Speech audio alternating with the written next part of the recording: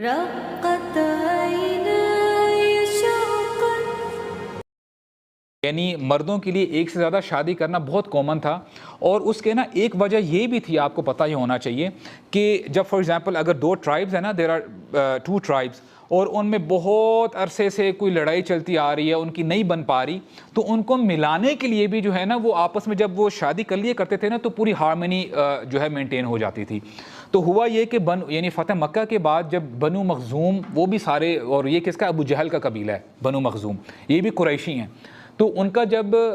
قبیلہ ایمان سارا لے آیا نا، تو لوگوں نے ریکمنڈیشنز کی کہ حضرت علی رضی اللہ عنہ کو کہ جو ابو جہل کی بیٹی ہے نا، اس کا نام بھی فاطمہ تھا، فاطمہ بنت ابی جہل، ٹھیک ہے، اس کا اصل نام عمر تھا، عمر بن حشام، اس کو پھر ابو جہل کے نام سے جانتے ہیں. تو انہوں نے کہا کہ وائی ڈونٹ یو میری فاطمہ بنت ابی جہل. تو یہ جب ریکمنڈیشنز آ رہی ہوتی ہیں نا، تو جب فاطمہ کو پتہ چلتا ہے نا، ان کو بڑا جو ہے برا لگتا ہے. برا کیا لگتا ہے کہ جب ان کو یہ پتہ چل جاتا ہے تو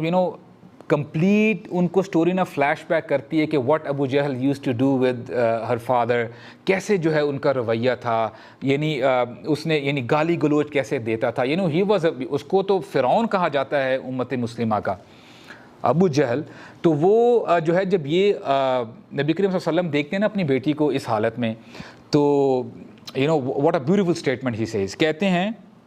فاطمہ تو، کہ فاطمہ جو ہے نا، بدعت منی، کہ وہ میرے جسم کا ایک ٹکڑا ہے، شی از اے پیس آف می،